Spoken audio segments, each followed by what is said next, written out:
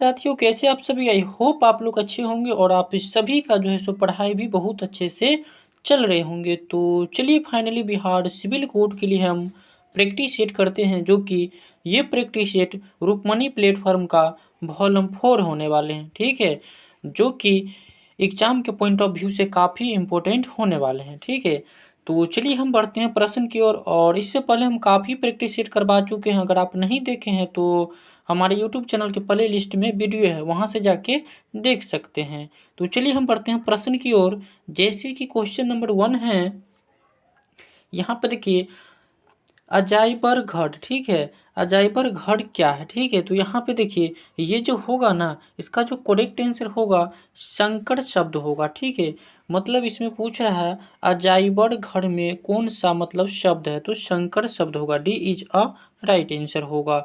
चलिए वही हम दूसरा नंबर प्रश्न की बात करें तो यहाँ पे देखिए पंकज। ठीक है, देखिए पंकज जलज आदि किस प्रकार के शब्द है? तो यहाँ पे देखिए इसका जो करेक्ट आंसर होगा ना, ऑप्शन नंबर यहाँ पे योगरूढ़ हो जाएगा। ठीक है, सी इज अ राइट आंसर होगा। चलिए चलिए तीसरा नंबर प्रश्न है, अवली का शुद्ध रूप निम्न में से कौन सा है? तो यहाँ पे देखिए इसका जो करेक्ट आंसर होगा ना, अवली हो जाएगा। ए इज अ राइट आंसर होगा।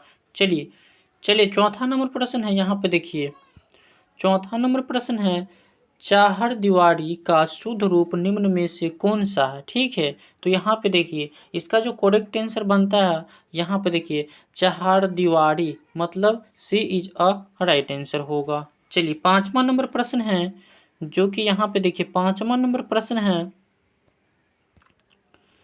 जो स्त्री सूर्य भी न देख सके वाक्यांश के लिए एक शब्द दीजिए। तो यहाँ पे देखिए इसका करेक्ट आंसर क्या होगा? तो यहाँ पे देखिए इसका जो होगा ना असूर्य, यहाँ पे देखिए असूर्यम पहचा हो जाएगा। ठीक है, B is a right answer होगा। चलिए वही 6 नंबर प्रश्न यहाँ पे देखिए 6 नंबर प्रश्न है, बच्चे गाना गा चुके हैं। यहाँ पे देखिए चुके हैं, बच्चे गाना गा चुके हैं, इस वाक्य में मुख्य क्रिया की पहचान करें। तो यहाँ पे क्या होगा? तो देखिए ये जो होगा ना, यहाँ पे गा हो जाएगा। सी इज अ राइट आंसर होगा 6 का। चलिए सातवां नंबर प्रश्न है, यहाँ पे देखिए सातवां नंबर प्रश्न है, राम भोजन करके सो गया, इस वाक्य में कौन सी क्रिया निहित है? तो यहाँ पे देखिए ये जो करेक्ट आंसर होगा ना, यहाँ पे पूर्वकालिक क्रिया हो जाएगा। B is a right answer होगा। चलिए 8 नंबर प्रश्न है, यहाँ पे देखिए स्त्रीलिंग पुल्लिंग का कौन सा जोड़ा सही नहीं है? तो ये जो होगा ना, यहाँ पे कांत कांति ये सही नहीं है। ठीक है, सी इज अ राइट आंसर होगा। चलिए 9 नंबर प्रश्न है, यहाँ पे देखिए बेलन में पढ़ते हैं, तो क्या होगा? तो यहाँ पे देखिए न होगा। ठीक है, सी इज अ राइट आंसर होगा। चलिए 10 नंबर प्रश्न है, यहाँ पे देखिए 10 नंबर प्रश्न है, हिमालय के लिए सही संधि विच्छेद को चुनिए। तो क्या होगा? हिमालय का संधि विच्छेद क्या होगा? तो यहाँ पे हिम प्लस अल्ले हो जाएगा। B is a right answer होगा। चलिए 11 नंबर प्रश्न है, यहाँ पे देखिए गगनचुंबी शब्द में निम्न में से कौन सा समास है? तो देखिए ये जो समास होगा ना, तत्पुरुष समास होगा। B is a right answer होगा। चलिए उसी तरह यहाँ पे 12 नंबर प्रश्न है, देखिए नीलगाय। ठीक है, यहाँ पे देखिए नीलगाय पद में समास है, कौन सा होगा? बहुव्रीहि, द्विगु, द्वंद्व और कर्मधारय। तो देखिए यहाँ पे जो होगा ना, यहाँ पे कर्मधारय समास होगा। ठीक है, कर्मधारय समास होगा। सी इज अ राइट आंसर होगा। चलिए 13 नंबर प्रश्न है, देखिए उपसर्ग किससे कहते हैं? तो यहाँ पे देखिए उपसर्ग जो होगा ना, यहाँ पे जो शब्दांश मूल शब्द के पहले जोड़कर उसके अर्थ में परिवर्तन कर देते हैं अथवा विशेषता उत्पन्न कर देते हैं। B is a right answer होगा। चलिए चलिए 14 नंबर प्रश्न है, यहाँ पे देखिए यहाँ पे होगा अथाह में प्रयुक्त उपसर्ग बताइए। तो देखिए यहाँ पे जो होगा ना, ऑप्शन नंबर यहाँ पे अ हो जाएगा। ए इज अ राइट आंसर होगा। चलिए 15 नंबर प्रश्न है, यहाँ पे देखिए 15 नंबर प्रश्न है, तन पर नहीं लगता, पान खाए अलबत्ता, लोकति का सही अर्थ क्या होगा? तो देखिए यहाँ जो होगा ना सही, मतलब इसका जो सही अर्थ जो बनता है ना, मतलब झूठा दिखावा करना। B is a right answer होगा 15 का। चलिए 16 नंबर प्रश्न है, यहाँ पे देखिए 16 नंबर प्रश्न है, अंगोर बरसाना मुहावरे का आशय है। तो देखिए यहाँ पे जो होगा ना, कड़ी धूप होना, ए इज अ राइट आंसर होगा 16 का। चलिए 17 नंबर प्रश्न है, यहाँ पे देखिए, यहाँ पे थाली का बैगन लोकति से क्या अभिप्राय है? ठीक है, तो देखिए यहाँ पे जो होगा ना 17 का, इसका जो करेक्ट आंसर होगा यानी कि सिद्धांतहीन व्यक्ति होना, ए इज अ राइट आंसर होगा। चलिए 18 नंबर प्रश्न है, यहाँ पे देखिए, दूध वाले से कहो कि वह 20 लीटर दूध तुरंत ले आए, वाक्य क्या है? तो देखिए इसमें जो वाक्य होगा ना, आज्ञावाचक वाक्य होगा, ए इज अ राइट आंसर होगा। चलिए वही हम बात करें 19 नंबर प्रश्न का, जिस छंद में 4 चरण और प्रत्येक चरण में 16 मात्राएं होती है वह क्या कहलाती है? तो देखिए वो जो होगा ना यहाँ पे चौपाई कहलाती है, D is a right answer होगा। ये क्वेश्चन छंद से है। चलिए 20 नंबर प्रश्न है, यहाँ पे देखिए, मैंने राधा के लिए कपड़े खरीदे, इस वाक्य में कारक का प्रकार बताइए। ठीक है, यहाँ पे देखिए आपदान, उसके बाद यहाँ पे करण, संप्रदान, कर्ता, तो यहाँ पे क्या होगा? तो देखिए 20 का जो करेक्ट आंसर होगा वह यहाँ पे संप्रदान होगा। ठीक है, यहाँ पे option number C is a right answer होगा। चलिए 21 नंबर प्रश्न है, यहाँ पे देखिए 21 नंबर प्रश्न है, वर्णों के क्रम को क्या कहते हैं? तो देखिए इसको जो है ना यहाँ पे वर्णमाला कहते हैं, सी इज अ राइट आंसर होगा। चलिए उसके बाद यहाँ पे देखिए निर्देश प्रश्न 22 से 25 तक रिक्त स्थानों की पूर्ति सही विकल्प से कीजिए। जैसे कि यहाँ पे देखिए, अस्मिता की तलाश में भटकती हुई महिला जैसे कि चक्रव्यूह में फंस गई है। तो देखिए 22 का करेक्ट आंसर क्या होगा? इसका मतलब यहाँ पे नियति हो जाएगा, B is a right answer होगा। चलिए 23 नंबर प्रश्न है, विज्ञानियों ने अब जीवों में आनुवंशिकता गुणों को समावेश करने की प्राप्त कर ली है।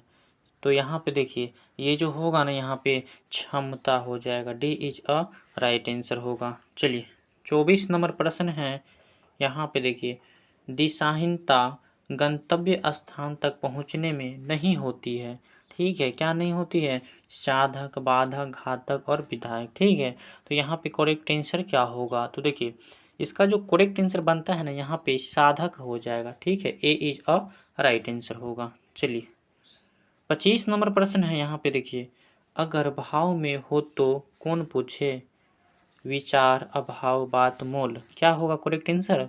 तो देखिए 25 का जो करेक्ट आंसर होगा अभाव हो जाएगा। इसका करेक्ट आंसर क्या होगा? अभाव हो जाएगा, B is a right answer होगा।